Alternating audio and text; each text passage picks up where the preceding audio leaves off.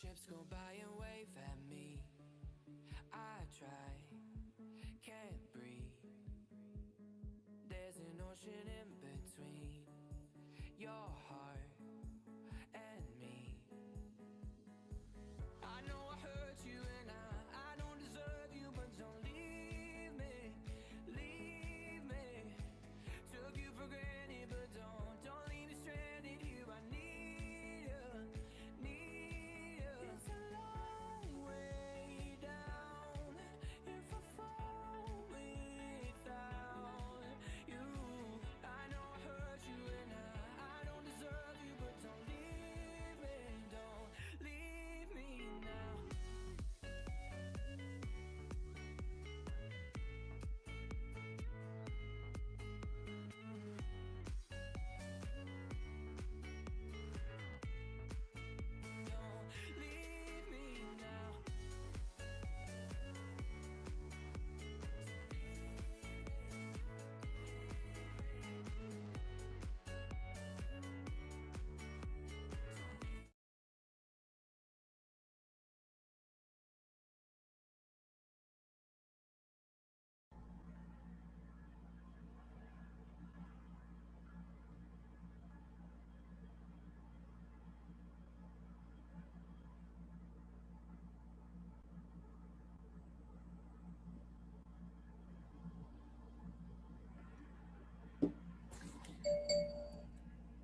Good evening, everyone. So we will begin this session shortly. First, allow me to go over the house rules and SOPs for tonight's session. First, kindly keep your microphones muted when you aren't speaking to avoid any unwanted disturbances. Second, kindly use the raise hand function when you'd like to speak during the guided discussion so that our moderator can call on you. And lastly, feel free to leave your questions in the chat box so that our team can prepare them for tonight's discussion. We'd also love it if you could stay until the end of the session, as your evaluation form will be necessary to claim your free e-certificate. Now, without further ado, I'd like to turn over the virtual stage to Ms. Emma Dakigan, Project Associate and Regional Fellow for the Zero Hunger Lab, and Executive Director of Luke Foundation, who will be tonight's moderator. Good evening, everyone, and welcome to tonight's installment of the Zero Hunger Lab Summer Institute. One of Zero Hunger Lab's partners in reaching out to LGUs and expanding its horizons is Galing Pook Foundation.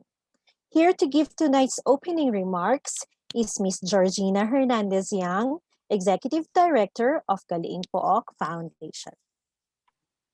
Thank you very much, Emma, and thank you, Wina, and good evening to all of you.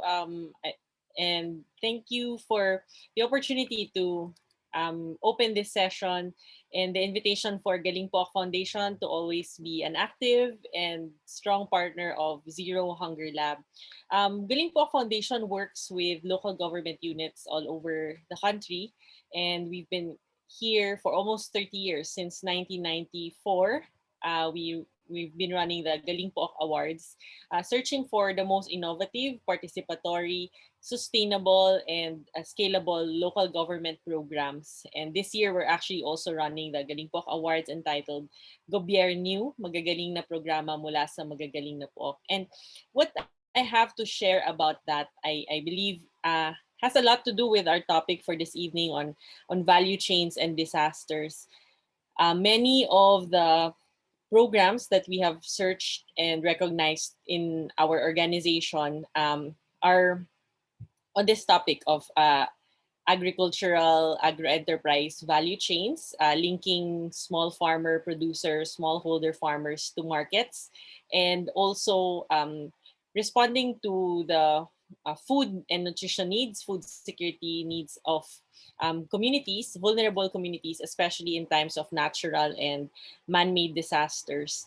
And I think for this evening, as we open, I wanted to share with you the 3S that Galing Pook is advocating for that hopefully throughout the country, we are able to capacitate the fellows, the Zero Hunger Lab fellows, and also partners in local governments to push for sustainable, safe, smart, and sustainable communities.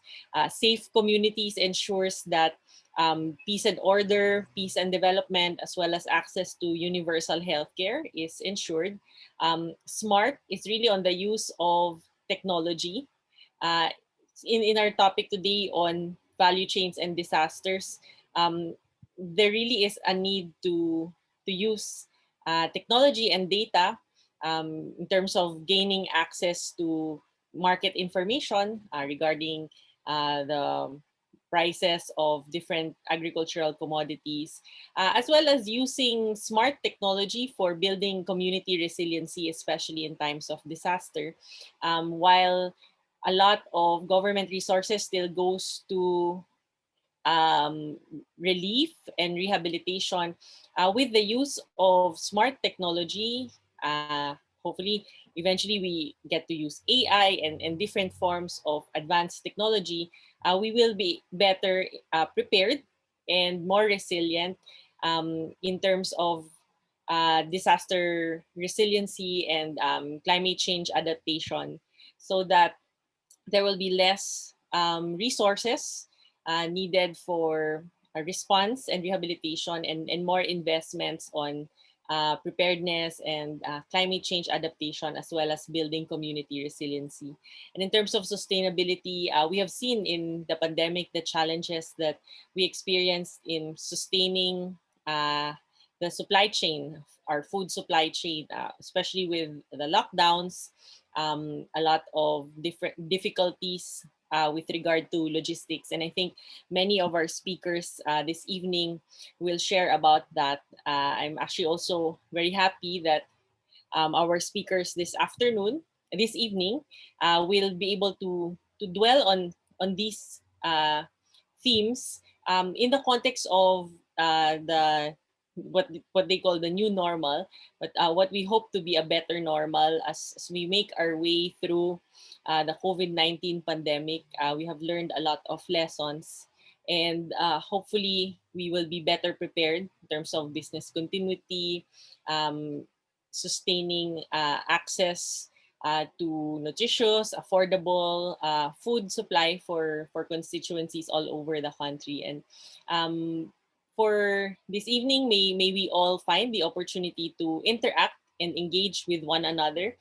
We do have very experienced speakers for tonight, but I hope that everyone also gets a chance to share their experiences, their thoughts, maybe through the chat box, as we think that a lab like this, the Zero Hunger Lab, really relies so much also on the ability of our participants to share their insights, their thoughts, and even in the form of questions. So we, to close my brief message for tonight, sana lahat tayo would also earn our space here by also contributing our thoughts and our questions as we go along in this session 5 of the Zero Hunger Lab called Value Chains and Disasters. Yun lang po, maraming salamat muli sa Zero Hunger Lab and to all of its partners, at magandang gabi. Thank you, Miss Georgina, for that very warm welcome, and also for sharing about the 3S by GP, that GP is advocating and sharing what GP does for food security for the better normal. So this is an excellent way for us to jump into our program. So without further ado, I'd like to introduce our first speaker. Joanna Lao is a Senior Program Manager of Jollibee Group Foundation, or JGF, the social responsibility arm of Jollibee Foods Corporation, which operates the largest food service network in the Philippines. She manages the Farmer Entrepreneurship Program, which aims to help smallholder farmers improve their income by linking them to institutional buyers like JFC. Concurrent with her post in Jollibee, she served as the program director for the Asia Pacific Economic Cooperation CEO Summit in 2015. curating a 3-day top-level gathering of CEOs and state leaders in the Asia Pacific. Joanna is a graduate of the Ateneo de Manila University, completing her master's in public management with honors. Let's welcome Ms. Joanna Lao. Thank you. Thank you to Zero Hunger Lab for this opportunity and this invitation. So I'll be, since we're talking about value chains and disasters, I'll be talking about value chain innovations for food security. So as mentioned, I'm with Jollibee Group Foundation, and I actually joined the foundation in 2009, shortly after Typhoon Ondoy. And I remember at that time, with you saw how it really affected communities, and I was looking to be part of an organization that had a response to that. So I was happy to be able to join the foundation.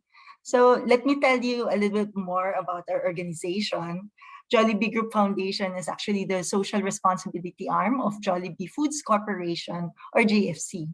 Of course, many people are quite familiar with Jollibee, but other than that, you might not know that there are also other restaurant brands that are part of the group. And even in the United States, China, the Middle East, and other countries worldwide. So as the foundation of a food company, we focus on helping Filipino families have access to food. And we do that through our various programs. So for the Farmer Entrepreneurship Program, this involves helping smallholder farmers to deliver directly to the Jollibee Group of restaurants. We've also been helping the Department of Education in school feeding through the Busog Lusog Talino school feeding program, where we help to build kitchens for the school feeding kitchens. And we also have a scholarship program, employment-driven scholarships, to help graduates to earn a better livelihood when they graduate.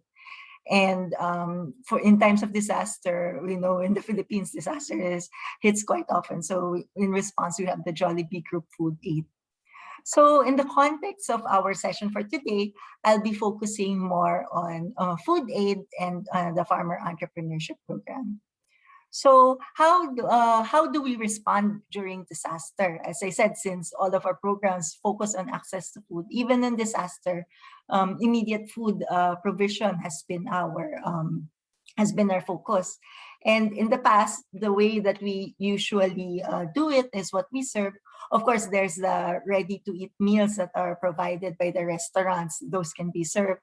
But also, other than that, our commissary developed a special congee mix that you can just add to rice and water and egg. And this can already be a hot meal that can be served to those who are suffering from disasters. No?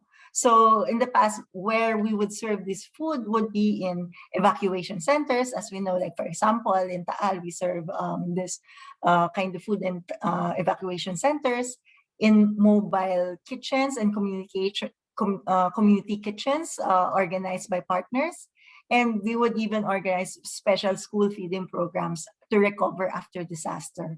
And this would serve as, the motivation, incentive for the children to come back to school so that they can help to be normalized. But so this is how we normally do the food aid program. So, but what happened in 2020, everyone knows, we encountered a different type of disaster, and the usual ways where we used to distribute this food involves congregation of people, and this cannot be done anymore. And yet people are going hungry. In 2020, we found out that 21% of Filipino families experience involuntary hunger. That was double what was experienced in 2019, which was just 9%, and even surpassed the previous record of 19% in 2011 and 2012. So, ano na yung gagawin natin, diba? Maraming nagugutom, but the usual channels of distributing food is not available. So that's why we had to find a way to innovate in the value chain. So for those who really have to go to work, yung walang choice, and these are the frontliners, especially the hospital frontliners, Fortunately, some of our restaurants were able to open, and so the ready-to-eat meals were served through the restaurants, and then they were the ones who served in the delivered to the hospitals and other health centers, no? But for but other than the ready-to-eat meals, our R&D also developed a special product which is ready-to-cook food. So this is low cost, nutritious, because in times of disaster we really have to feed a lot of people. So this was specially developed for this time, no? And how were we able to distribute this, considering that people cannot congregate? So what is really key, and what really we could only do it with them, is this network of partners. So we have network of NGOs, local institutions, even government institutions, that they were the ones who really went out and distributed these ready-to-cook meals to families in need. So the ready-to-cook food was the chicken. They would cook it with some vegetables, and that's already at least one meal for a family, and they would even extend it to more. Some of our partners also put up community kitchens, so the food could also be delivered there, and they're the ones who distribute it to the families, no? So it was really our partners who went all out to go to even hard to reach areas. So you can see in this picture na part of the is yung sa Coast Guard, part of our partners. So talaga, all out talaga para lang maabot yung mga nagugutom na. So we're really grateful to our partners to enable that. Another project that we supported during this pandemic, we're supporting to help in providing food assistance, is the Project Carinderia. And this is implemented by our partner, Kasagana Ka Credit and Savings Cooperative. So the focus of this project naman are carinderias in urban poor communities, because the problem is it's hard to reach the communities, whereas yung carinderias, they're already there. And so they can serve as the mechanism to distribute the food. This project was able to help 290 carinderias and 5,800 beneficiaries. And it was really needed because we found out through our partner that before the project, 70% of the carinderias surveyed actually were not earning anymore, or had to close. So nandun sila sa community, they're able to prepare food, sila yung malapit, kaya lang nahirapan sila sa livelihood because people could not buy from them. So during the project, with the help of the project and our project donors, the participating carinderias started earning again. So over 40% of them earned more than 500 pesos a day. And the really good news is that months after their participation in the project, 90% of the carinderias continued to operate. So that was really one of the main objectives, to be able to help them to restore their livelihood. No? So in sum, for 2020, through the Food Aid Program and our various partners and donors, we're able to serve more than 5.5 million meals to families and frontliners, and 230 carinderia owners were trained, and we're able to assist over 100,000 meals to families in need. So that's what we've been doing for Food Aid. Next, I'd like to talk about the Farmer Entrepreneurship Program, which began in 2008 when the Board of Trustees of the Jollibee Group Foundation directed us to find ways for the company to buy raw materials directly from smallholder farmers.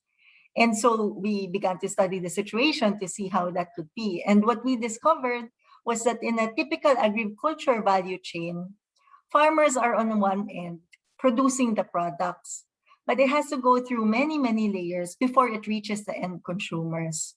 So the farmers are able to capture very little of the value and, of course, little of the profit. So that's why the foundation established the Farmer Entrepreneurship Program to help the farmers expand their market options so that they can supply directly to Jollibee, other restaurants, hotels, supermarkets, and other institutional buyers. So what did we do to enable them to do this now? So to illustrate, we'll talk about the onion value chain as it works now in FEP.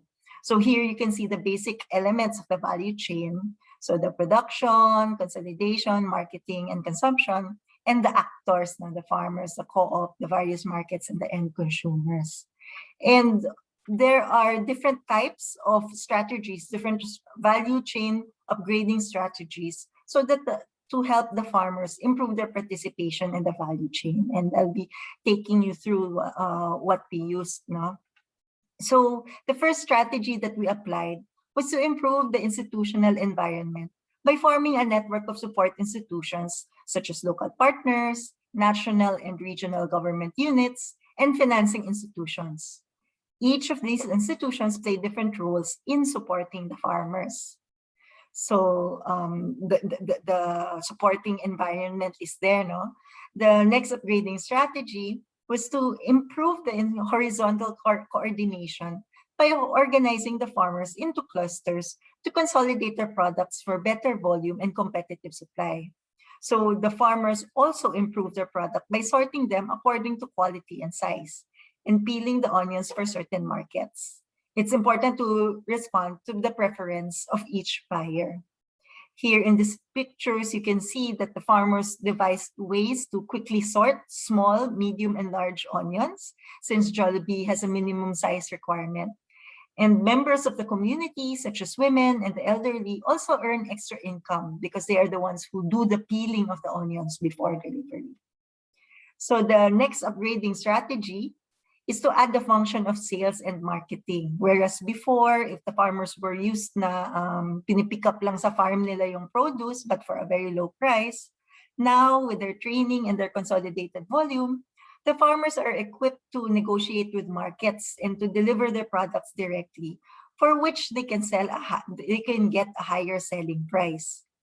And Jollibee Group oriented the farmers on the specifications needed, including the specifications for delivery, such as type of vehicle, packaging, delivery time, etc. So these are things that the farmer group handles now.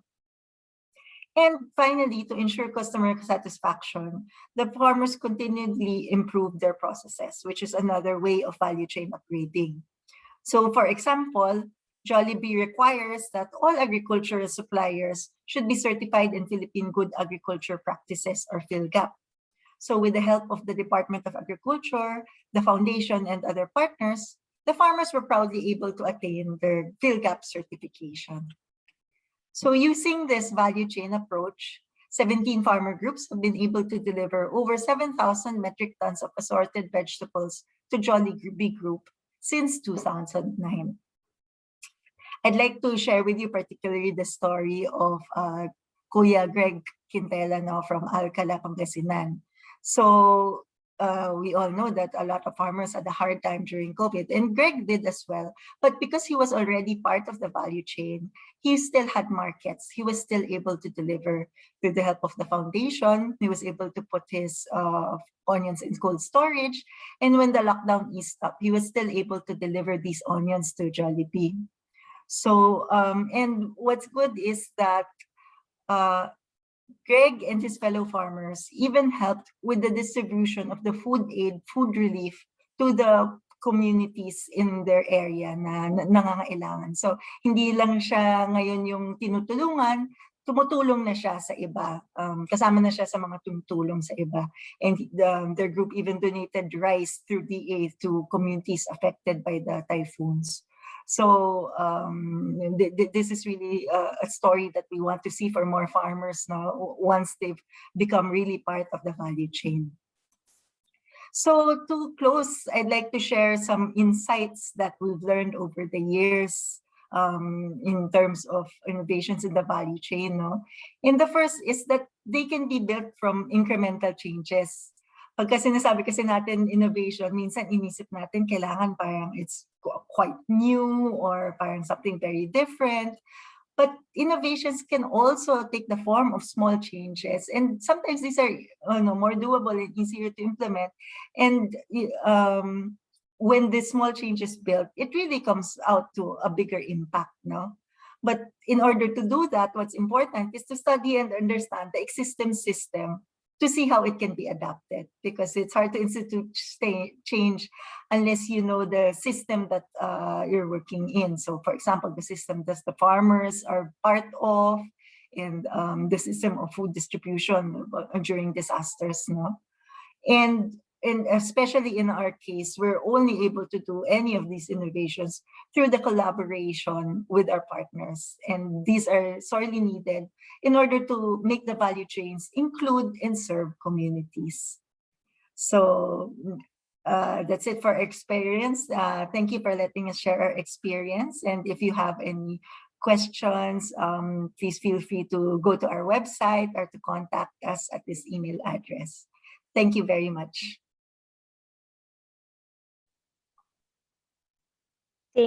Thank you, Ms. Joanne, for a very informative presentation. It was great seeing the different ways in which foundations don't just respond to crisis, but actively equip those in agricultural communities to be able to face food security disasters on their own. I remember visiting Jollibee Kitchen in Tarlac, and also I was able to witness some of the farmers in Kapangan, Benguet, when they were sorting bell peppers for Jollibee to deliver to Jollibee. Anyway, so I'd like to remind our audience to leave any questions you might have in the chat so that our team can get ready for our guided discussion later on in this session.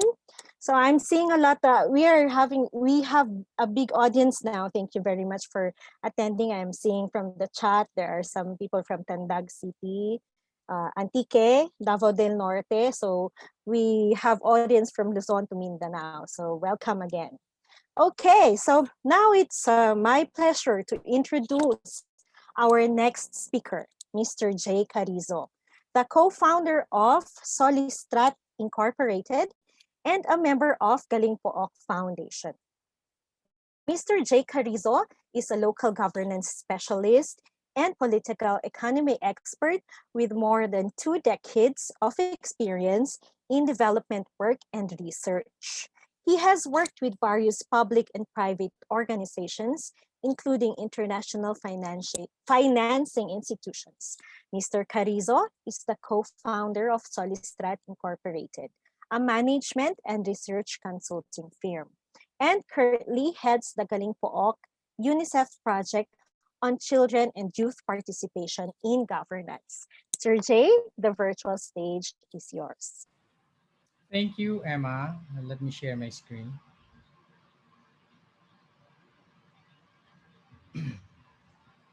Yeah, good evening, everyone. So in the next 15 minutes, I will be sharing with you the trends and some lessons from one of my studies on food supply chain, particularly on rice commodity in Mindanao during the COVID-19 pandemic. So the presentation will revolve on 4 parts. The first 2 will provide a background on the Mindanao Food Highway and the study on the rice commodity. The third will be a discussion on the trends on the supply chain of rice commodity under the COVID-19 pandemic, while the last part will be about the lessons based on the results of the study. So what is the Mindanao Food Highway? When the enhanced community quarantine was implemented in the first quarter of 2020, development-oriented individuals and organizations, including the Zero Hunger Lab and Civica Asian Development Academy, gathered together and started to collaborate to understand the effect of the pandemic to the food supply chain. This led to the organization of the Mindanao Food Highway, which aims to gather and analyze data and information on value food chains and understand the disruptions that occur. Uh, understand the disruptions that occur. So it was organized in 2020 and hopes to produce policy and action-oriented recommendations for decision making, not only at the local but also at the national level. So to realize the objective, the Mindanao Food Highway started with the rice commodity. It was a rapid survey And the focus was rice because it's a staple food of the Filipinos. The study was initially done in regions 9 to 13 last May 2020, but was eventually expanded to include the Bangsamoro Autonomous Region of Muslim Mindanao. So the value chain, the study looked into the value chain from producers to consumers. So as you can see, uh, almost half of the respondents are consumers, followed by farmers, and we also included vendors, the millers being also an important part or stakeholder in the value chain, and the consolidators, LGUs or local government units, and the NFA or the National Food Authority. So what are the emerging trends? So the first is that the COVID-19 pandemic redefined the roles of some stakeholders. As you will see in the next slide, an increasing number of producers would directly connect with the consumers, bypassing middlemen. And also, LGUs became the major disruptor in the rice supply chain. So in this slide, you will see the uh, value chain for the rice, the supply chain for the rice, starting from inputs uh, to consumption. So the black lines are the original are the original uh, links, but are not anymore included in the study. So the focus of the study is more on the greens and the green lines and dashes, as well as the red ones. So the green dashes correspond to palay, the supply chain for palay, while the green lines correspond to the supply chain for milled rice. The red lines represent the observed flow of milled rice. So as you can see, there are already red lines starting from production down to the consumption, wherein producers would sell directly to household consumers because of the problems that will be presented later. Also, as you will see, the LGUs became a buyer and source the rice from wholesalers and retailers. So that's the new and observed flow of milled rice under the pandemic. Second, the volume of rice produced did not change and supply is said to be sufficient. That is according to the Department of Agriculture. However, the pandemic created a false sense of insufficient supply. Why? First, LGUs went into a buying spree of rice commodity because they were using rice as part of the food supply that they are distributing, or the food packs that they are distributing to their constituents. Second, lockdowns led to the closure of some stores. So because of that, even though people have money, they cannot buy rice because some stores are closed. And there are also transportation issues. These are from the producers, from the farmers to the millers, and from the producers to wholesalers or to consumers. And the movement of supply to areas with high demand also occurred. This means that in areas like, for example, in Region 10, which is a producing region, instead of supplying their rice to areas like Misamis Oriental, other parts of Misamis, they supply directly to Davao City because Davao is a big buyer for rice. Third, almost areas, including Barm, reported an increase of demand for rice by about 50%. So local government units and charitable organizations use the rice or include the rice for their food pack distribution.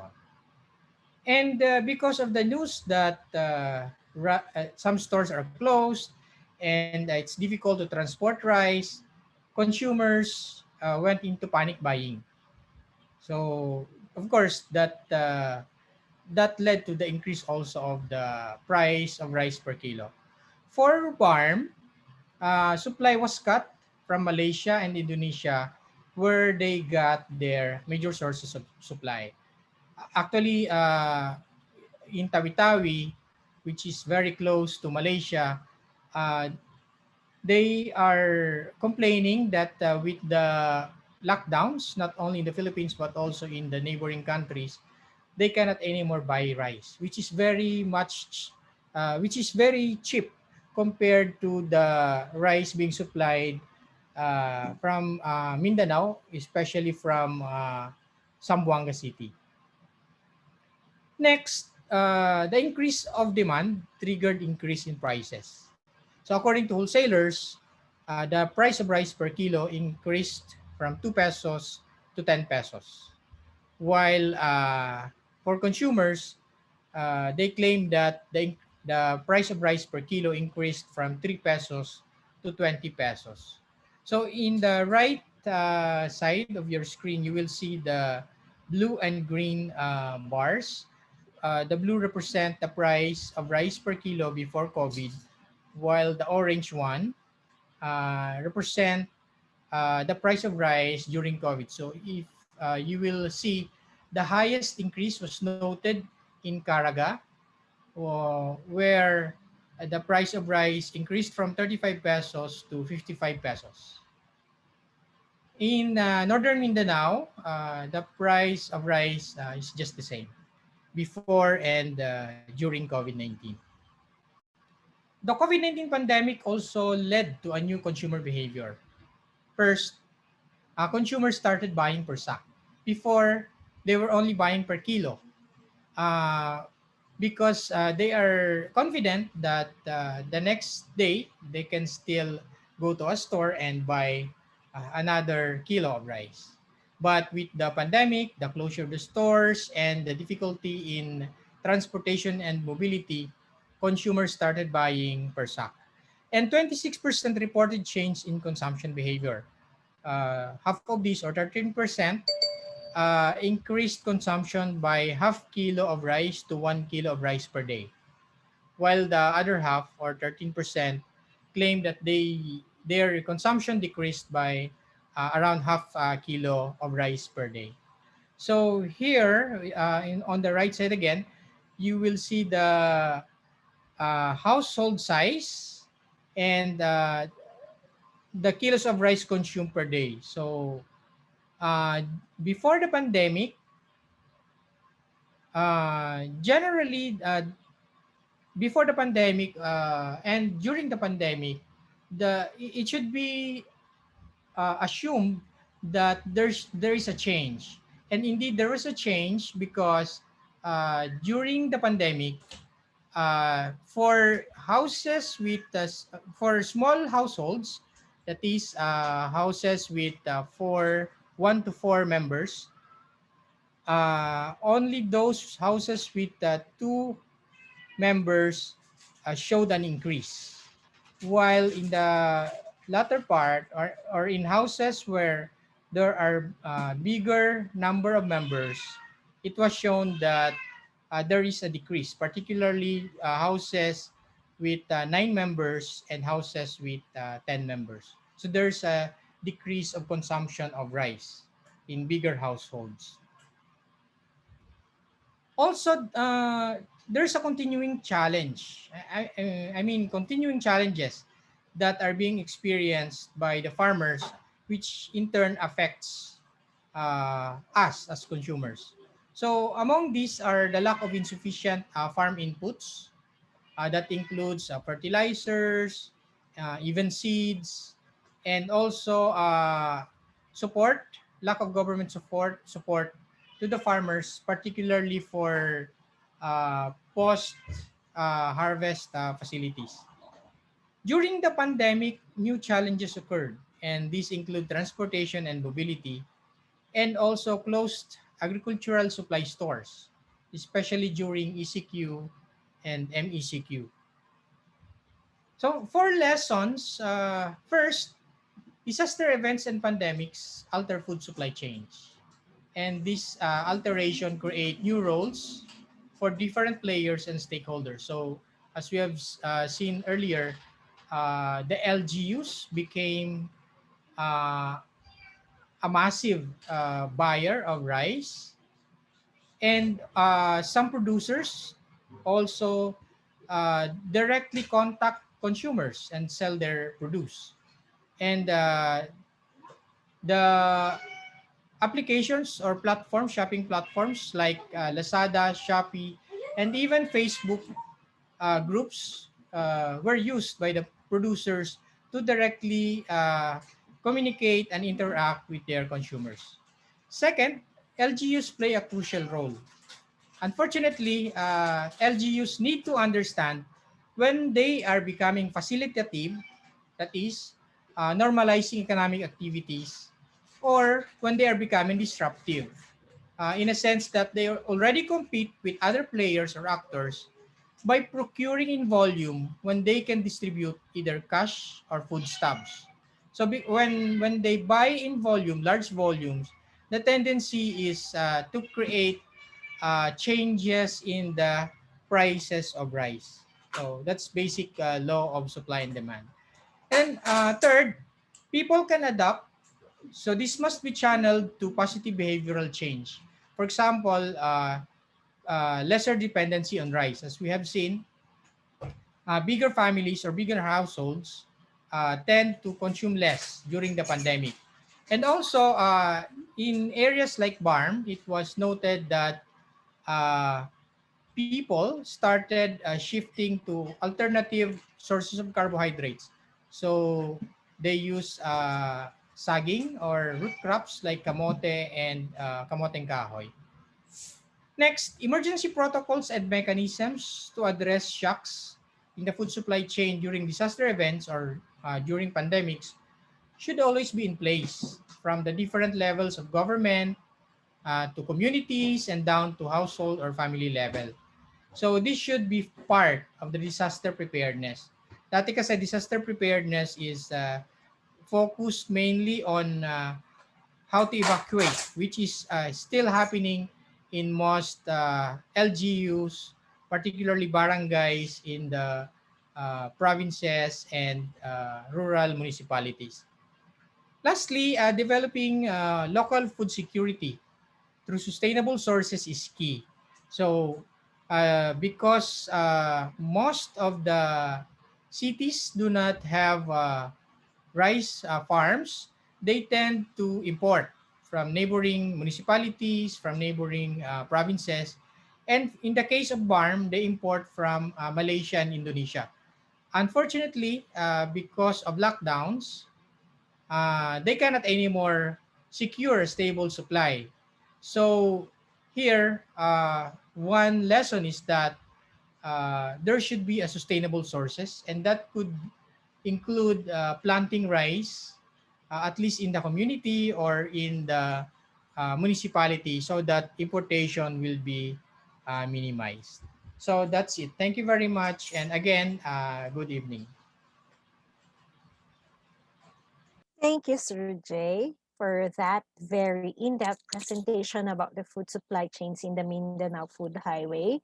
So this makes us understand how consumer behavior changes in disasters, and that also will make us understand that mitigating disasters is not just physical effect of the disaster, but also on food security. Okay, now our next speaker is Mr. Harold Lu. He is a researcher and an entrepreneur with experience in rural development, agricultural development, sustainable rural development, food security, and social development. Um, Having spent several years as part of the corporate world, he has shifted into agribusiness, having to manage a family farm. As a result of that exposure, he is working as a consultant for agri-based startups as well as producer cooperatives and associations trying to change centuries-old practices in the food industry. So let's hear what Mr. Harold Lu can share to us tonight. Welcome, Sir Harold. Thank you for that welcome, Emma. That was quite a mouthful. um, so here's my presentation. No, first and foremost, I'd like to thank Weena, Elmer for inviting me here, and for Jay and Joey for their presentations.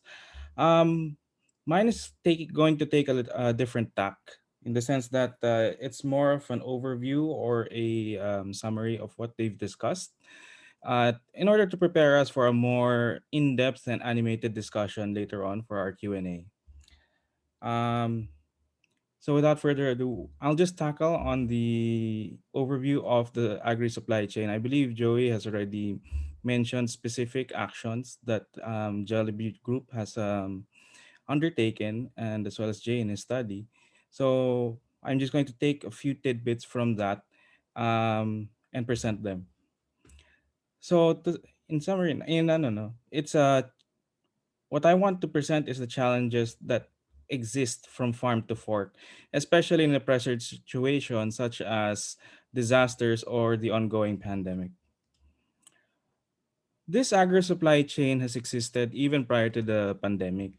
So we have here from the inputs that farmers do need and the production that they will undertake. The processing and distribution happens through different intermediaries which land on our plates, whether it's through restaurants or through the groceries that we do buy. Albeit, this is a very simplified supply chain that I'm presenting. Especially with an archipelago such as us, there are a lot of nuances that we do have to take into consideration when we talk about the entire supply chain. Now, with regards to what happens during the supply chain is that prices are not normally reflective of the costs borne by the producers. I believe Joey has already mentioned this, that there are a lot of incongruencies with how things are priced because the traditional way of doing so or the existing system that we do have, um, the viajeros, as we call them, would visit particular farms for their produce. And at a certain point, these viajeros control the access to these markets as well as the prices that they would get from them. In fact, there is a study that has been made that there is a disconnect between the actual prices that we do pay here in urban centers versus what is paid to the farmers at the farm gate level.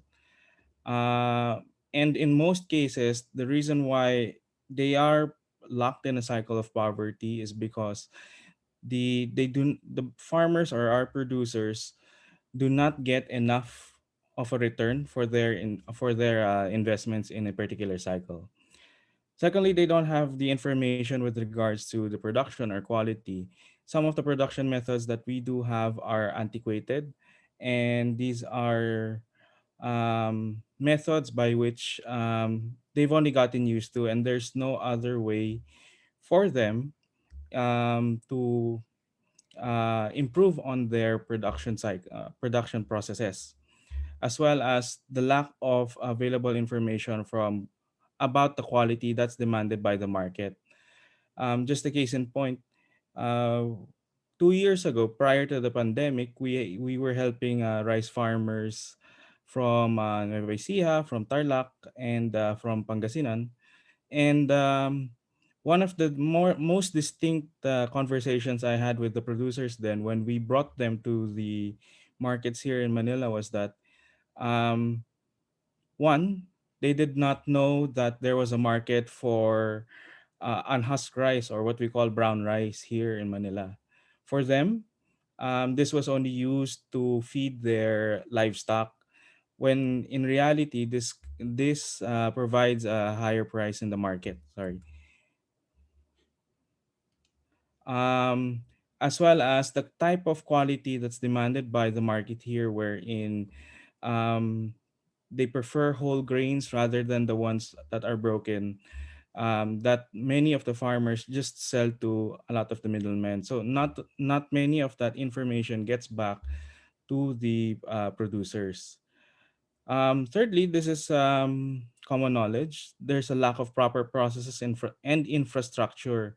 And when we talk about infrastructure, it's not just the farm to market roads, but also the um, post-harvest infrastructure that is needed, drying facilities in cases of rice, even for vegetables, the proper handling facilities, even storage for that matter. And that relates to the transport costs that we have. And we're not just talking about the financial cost, but also the cost in terms of losses. I'm sure all of us have seen the types of transportation that's normally used in bringing our food for those here in Manila to here to Manila from Calabarzon or from Region 1 or from Northern Luzon. It's usually a hodgepodge of jeepneys, open bed trucks, or even wing vans, which in reality adds to the additional losses incurred. So traders and retailers would try to recover those losses in terms of the costs. Uh, just to give you an idea, the Philippines is actually one of the highest, if not the highest, in the ASEAN in terms of food prices. And that's funny because when we go to Singapore, for example, we realize it's very expensive, but our raw materials here is as expensive or more expensive than Singapore. When we go to, for example, Vietnam or Thailand, they can sell rice at less than half the price that we sell it here. So just that's to give you an idea about that. And storage, long-term and short-term storage is a problem. This is something that has been addressed for the last 6 to 10 years in varying uh, with varying results. No, this is where we are now focusing in terms of how to store properly the harvest of our farmers and our other producers, because from these losses alone, this is where they could make their money. Now, in a situation where time and quantity are of the essence, these problems get exacerbated in one way or another. So, in the pressure cooker situation of a disaster, you're trying to map out where to source particular items, how to get it to where it's needed, and at the lowest possible cost. This is a concern for everyone, where we actually try to demand the lowest price possible, not knowing how disjointed the prices can be from the farmers. For example, uh, late last year we were trying to help calabasa farmers or squash farmers here in Luzon, where the intermediaries would try to buy it at what, 5 pesos or 7 pesos per piece, whereas one piece would weigh around 3 to 4 kilograms. So luging-lugi kung tutuusin. Um, the problem there is we try to come in with a solution where we buy it. Oh, sige, let's buy it for 5 to 7 pesos per kilo, which the farmer will of course enjoy. No? It's much more for their efforts, not realizing that the actual cost of production is somewhere around 8 pesos per kilo.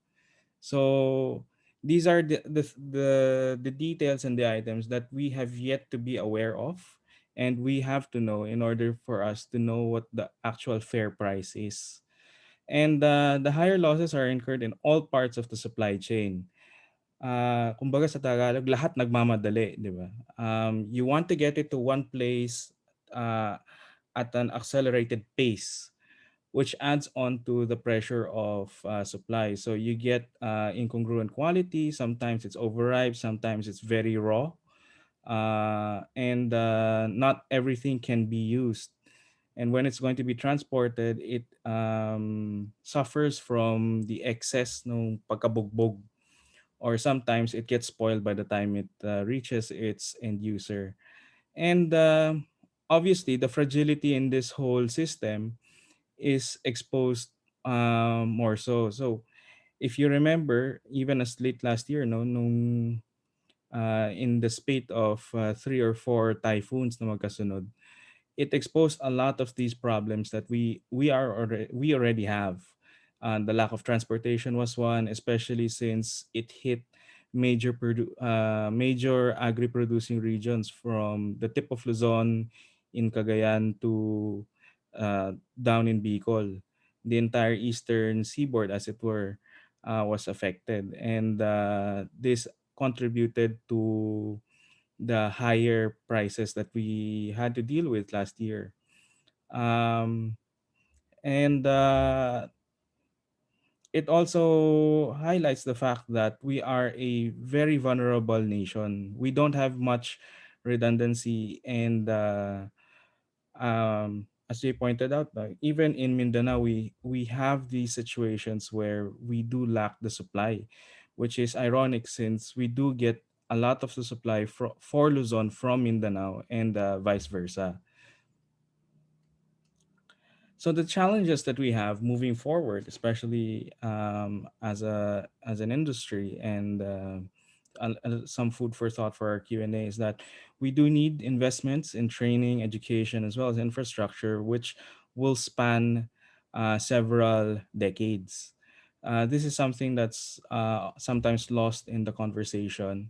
I think Joey mentioned it very clearly: when innovation happens in increments, and that happens especially here in the agriculture industry. You can't get the farmer to go for um, more advanced ways of producing, or even how to connect to the market, if you're not able to attend to their immediate needs. um, they have a different way of thinking about things, which is born out of their own experience, compared to people like myself, who come from, let's say, the urban areas, and who have a different way of thinking. So that in itself takes time, um, and getting them to a level where they are able to compete in an open market takes at least 2 or 3 cycles at the fastest, no? um, and for the rest of the supply chain, especially for us as consumers, we do need to be aware of the actual and true cost of the food that is being produced for us. Uh, it has come to a point where we are expecting high-end vegetables or high-end produce for the price that you would get for, let's say, a reject overseas or something, like to that extent. Um, the analogy that I always give is that we expect a Mercedes Benz for a price of a Toyota. Um, and we always hear about people being more caring about the producers that we have. But if we really do care, then we have to be able to accept that paying a higher price for their produce is the fair way to go about things. Of course, this also has to recognize na um, retail and commercial applications do exist in a different function, but at the end of the day, what is fair is for us to be able to connect directly, pay fairly, and be cognizant of how we really produce our food. And with that, I pass it back to Ina for to Emma rather, for our Q&A. Thank you. Thank you, Sir Harold, for your presentation. Okay, so thank you for sharing on the importance of training and education to farmers and those involved in food security, and also in investing in proper infrastructure for that one. So I myself, because I'm from Benguet, I have witnessed those situations also in my place. Okay, so I think this will definitely be a great kicking off point for tonight's guided discussions. There were some questions by the audience which were posted in the chat room. And then I would also like to encourage others to raise their hands if they have questions, if they want to ask their questions personally, then please raise your hands and we will be giving the mic to you. Okay, so we'll be jumping in and discussing this with our panelists. So are our panelists ready for the questions we'll be throwing them? There. Okay, so we have one here. One question, if it was not yet answered, or maybe we can give a more concrete answer to in how to ensure continuous food supply and support for disaster victims and avoid food or aid wastage, because I know we experience this also. So how do we also ensure that the food reach the victims? This is from Miss Kim. So anybody from the panelists can answer. Siguro I can start with two things, no? So from our experience, one way is that you don't start when the disaster strikes. Parang if this is something that you want to work in and that you're involved in, the best time to start is really beforehand, diba? Like the bulk of the ano is in preparation. So like for example, for the congee mix that that I discussed, that's part of our program, we distribute that to the partners months before. And yung alam na natin na certain months magkakaroon ng typhoon. So even months before, they have access already to those kinds of food. So yun yung ano, dapat that's one thing that can help na it's not disrupted because beforehand you planned for it already. And in terms of traceability, that's why for us it's very important to work with local partners. Kasi talagang nakakausap namin sila mismo and they give us access to the communities that they distribute to. So dapat kilala talaga who you entrust to distribute the aid that you give. That's from us. Okay. Yes, I agree with that also. So it's in the key, the preparation is the key. Okay, so I have another question. This is for Sir Jay. So you mentioned that LGUs need to know when they're becoming facilitative and when they're becoming disruptive. So can you help us deepen our understanding of this by giving an example of when the lines between facilitative behavior and disruptive behavior from LGUs become blurred? Yeah, that's a very good question. Actually, it's the local government units that define the environment at the area, right? The communities, municipalities, and even cities. So at times, when they implement programs, uh, like for example, during emergencies, they distribute food. They distribute food packs. Unfortunately, when they enter into a massive buying spree, like for instance in the study that we've shown, they tried to buy and buy rice to the point that the consumers who have money, who can afford to buy rice, cannot look for rice anymore because the LGs already got them. The tendency is that the demand will increase, particularly for those who have money, and the price will also increase.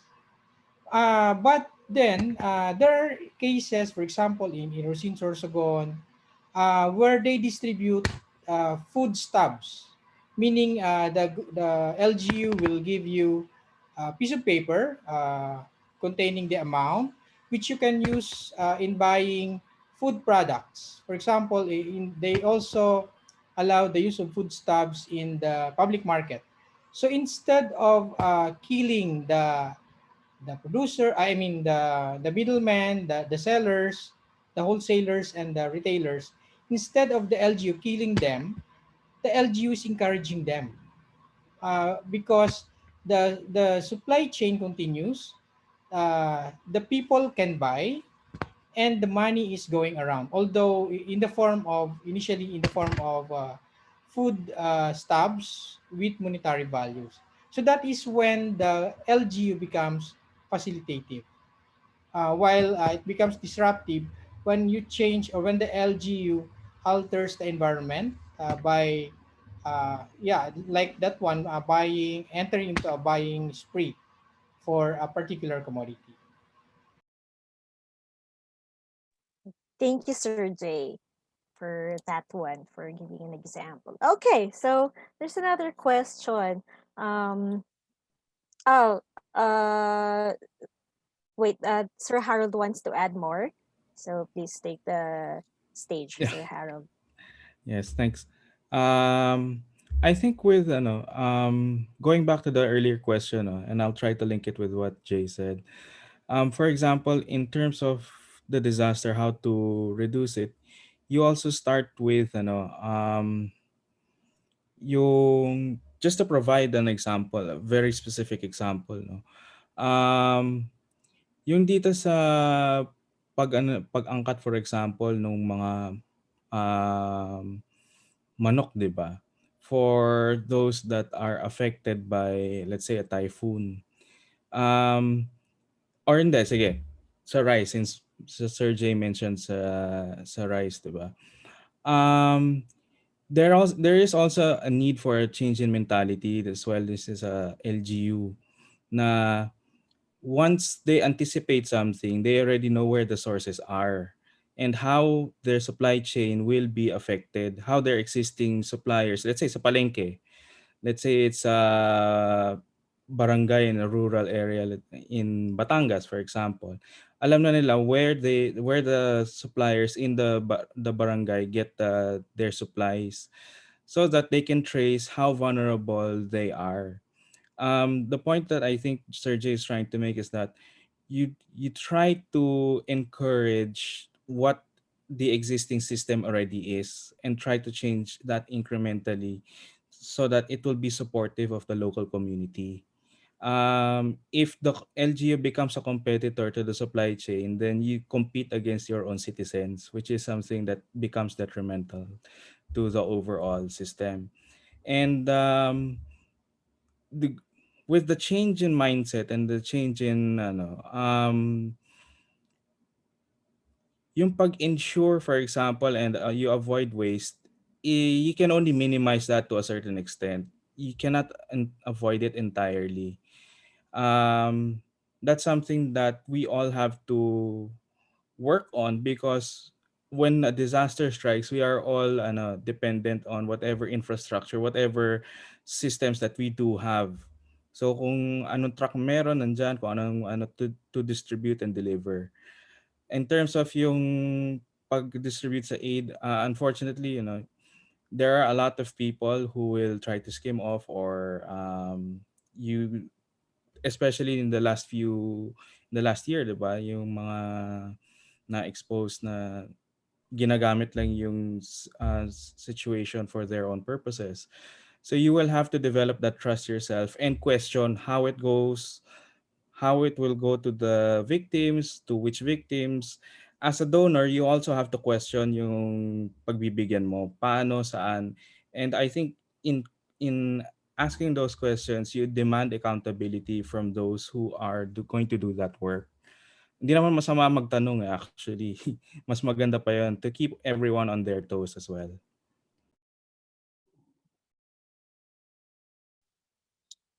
Okay. Sir Harold, thank you for that. Another example.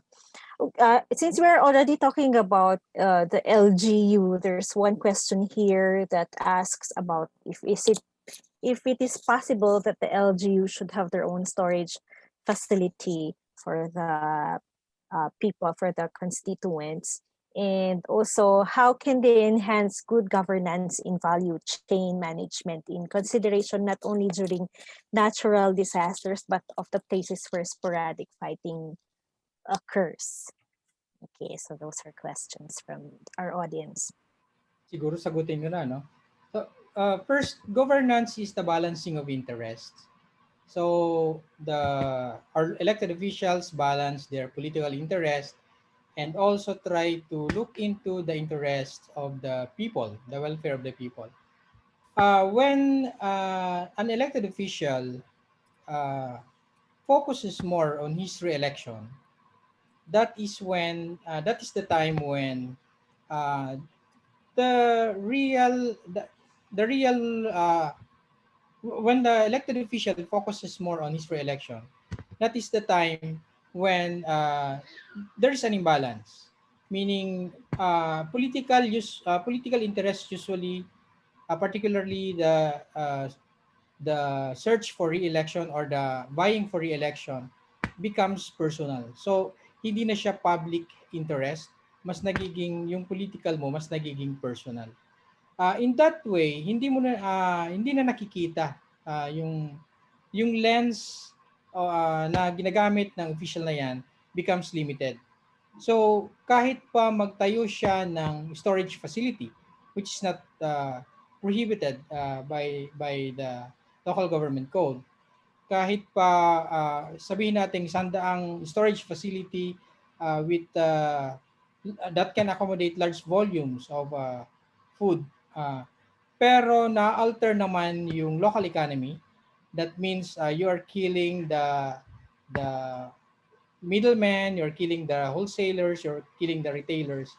Ang tendency niyan, happy nga si politician, he can get votes, he becomes popular, but in the end, the economy dies.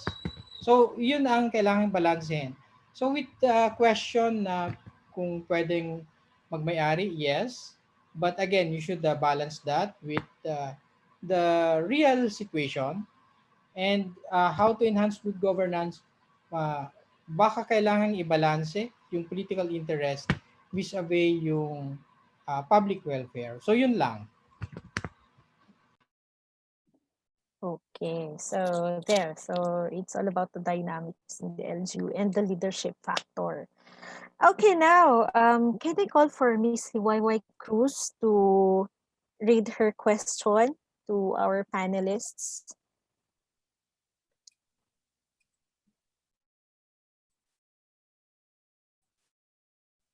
Are you still there, Ma'am YY Cruz?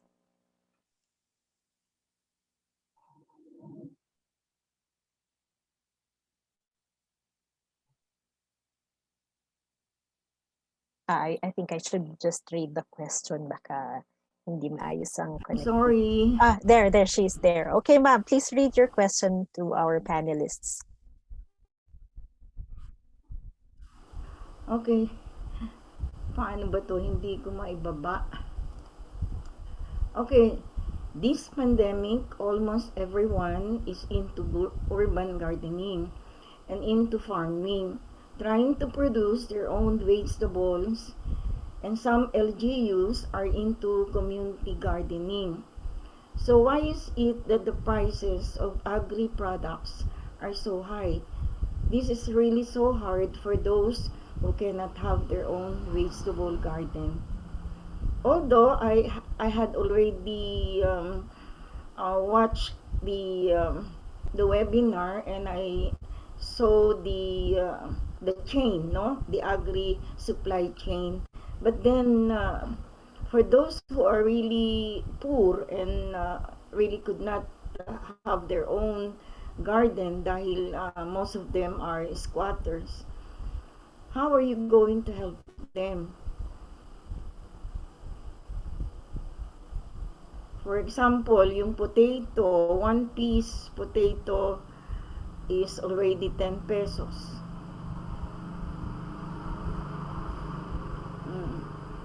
Napakamahal talaga.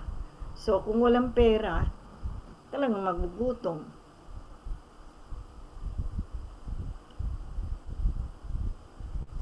So, paano kayo makakatulong dun sa talagang mahihirap if you are working for zero hunger, kung ang inyong advocacy ay zero hunger?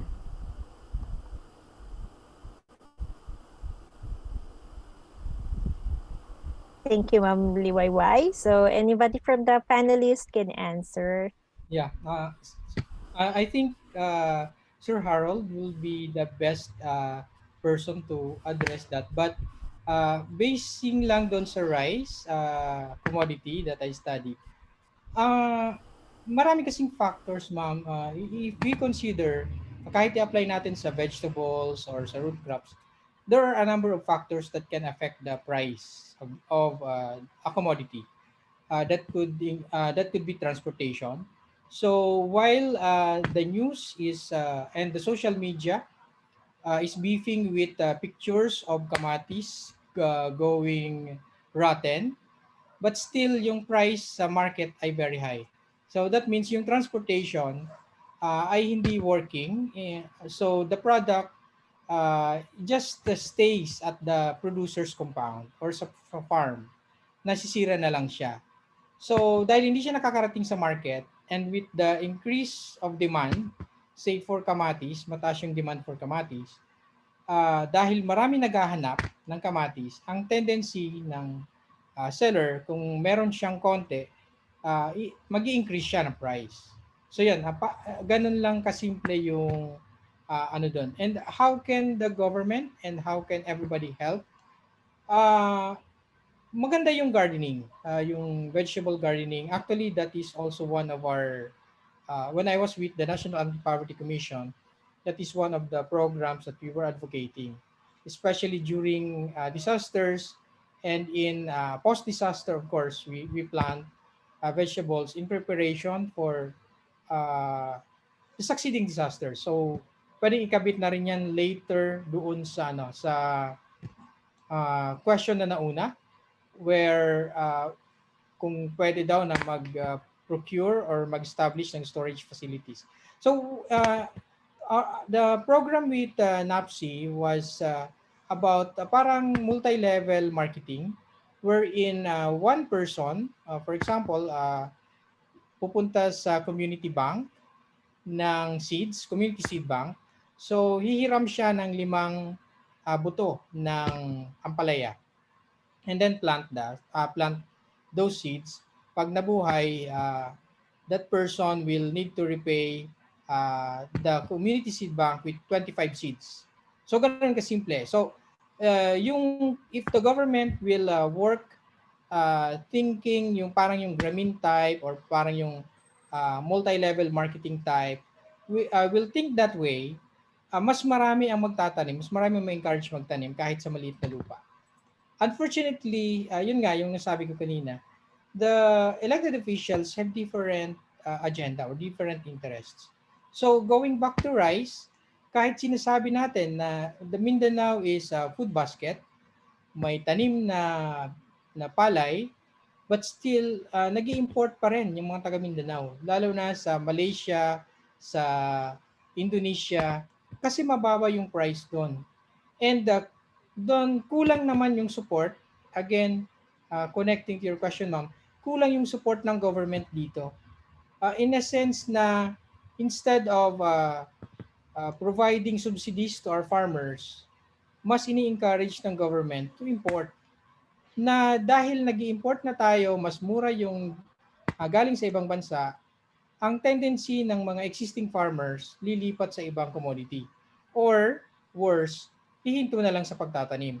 In one of the respondents in our Mindanao Food Highway study claimed na huling ano na daw niya yon, huling pagtatanim na ng rice because he is shifting to bananas which provides more income. So tingin niya mas malaki yung income kasi mas yung support ng gobyerno for banana export is there but not complete yung support for rice production. So yun, maraming factors, ma'am, and yun lang po ang masabi ko at this point. Yeah, just to add din sa sinabi ni Sir Zay, no? At the end of the day, it's also balancing whose interests. We're talking about an end consumer and the producer on the one hand. These are two opposite poles of the same extreme. Do you provide a lower cost of food for the consumer para mabili nila at the behest of the producer who will have to sell it? Baka hindi na nga dirt cheap, baka halos pamigay na yung presyo nun or if there is a price at all. And this is something that has been plaguing everyone. Hindi lang naman to just yesterday, just today, just last week or the last year, but this has been, I think, multi-generational problem na multi-decade problem that we've gotten we've improved on over the years, but it's not enough. Obviously, it's not enough. Um, Sir Jay touched on one aspect, no, which was the transportation part, and as well as the lack of cohesive policy. I think is one thing that we were dwelling on in terms of the political aspect, or at least government for that matter. Um, because of a lot of these factors and a whole lot of others, we produce very expensively. That's a fact. We produce very expensively. So much so that it's much better for us literally to import everything rather than produce it locally. But of course, we cannot do that, no. Hindi naman pwedeng hindi. Tayo rin ang mawawalan doon. Ngayon, would it be fair? I think kung halimbawa we subsidize um, those who cannot afford the food, or who can or those who produce, that's something that I don't think is sustainable in the long run. We've tried that so many times during the before I was born, and even after I was born, and it hasn't changed a thing. Um, Siguro in a similar train of thought nung kay Sir J, I am more in the belief that if we improve our processes, if we improve the production, it can be cheaper, it can be better, it can be more nutritious, and everyone can afford it. But at what point do we reach that? Um, Inspiring yung sa ginawa nila John, with the Jollibee Group, which is one of the few in the country who have gone that far. But um, sa laki na ng Jollibee, hindi pa rin siya sapat. And they can only help so much. Kasi for example, I believe the chicken producers in San Jose was mentioned, and they can provide for more than half of the franchises ng Jollibee. So we can produce a lot, pero at what cost, and kaya ba siyang suportahan? Kasi on the other hand, you have an buying naman, sa buying side, you have an urban poor na iba naman ang set of problems nila why they cannot afford it. So, um, it's a chicken or egg problem. I don't think we will have the answers on a silver platter, because if we did, we wouldn't be talking about it. Um, and on our end, no, the competition is no longer with our neighbors. It's within the Philippines. Um, we have to realize that as part of the ASEAN, free trade na yung area. So, we cannot afford to be protectionist. Hindi tayo pwede sabihin, bawal yung sa Vietnam or bawal yung sa Thailand. No. There are other people who will be affected by it. Now, yung competition from within, we have to realize din yung prices, yung tinatawag sa English na arbitrage. Alam niyo po ba, for example, na ang bilihin sa Benguet, for example, ngayon, ang nakakagawa lang nun is from Uplands from Quezon. Pero yung price difference nila, malaki. And yet, these two areas supply, I'd say, anywhere from 60 to 80% of Luzon for their upland vegetables. So when we talk about upland, that's what? Cabbage, broccoli, cauliflower, and all these. So kapag may nangyari sa isa sa kanila, automatic tataas yung prices, ang daming domino effect, to the point that we deprive ourselves of that. So if there is a plan for that on a national level, or even at a local government level, of how they will serve their producers to temper prices for the end consumers, then we're all for it. It just depends on the plan. So to use the storage facility as an example, there I know of a couple of LGUs in the north na daming storage facilities pero hindi nagagamit. At the same time, you have one in Batangas. I just forgot the exact municipality, no? But they have a plan. Paano gagamitin? Okay, magtatayo tayo ng storage facility. Anong purpose niyan? Ano yung and it works. It helps their farmers. It helps the immediate community that serves. I forgot the sa Lipa ang nasa-serve niyang major metropolis, pero it's outside of Lipa. So, natutulungan niya lahat na i-temper ang prices, magkaroon ng stable supply, magkaroon ng safety net para sa producers and all that. So, yun din, accountability and looking for these kinds of long-term plans from our elected officials and even from our national officials, civil servants. Thank you. Okay, thank you, Sir Harold. So, there are some questions on the chat box that we were not able to read already, but I hope they were also answered from the previous discussions. And also, please join us on our next session after this one. Maybe your answers can also be answered by the next speakers. So I would like to thank Ma'am Joanne, Sir Jay, and Sir Harold for your time tonight. That's a lot of learning from you, and also thank you for the audience for being here. We have quite a big audience, and please join our next session. So our team will be posting the link for the evaluation. Miss Wina will be there. It's already posted. And then also the other questions will be collated and then will also be given to our panelists. And then we are going to email the answers if there are some that we were not able to answer. Thank you so much. Please visit our Facebook page also. It's Zero Hunger Lab. And then also for people who want to set up Zero Hunger Lab sessions, you can also message us. Thank you very much and have a good night. See you later also, those who can join. Thank you, everyone. Thank you.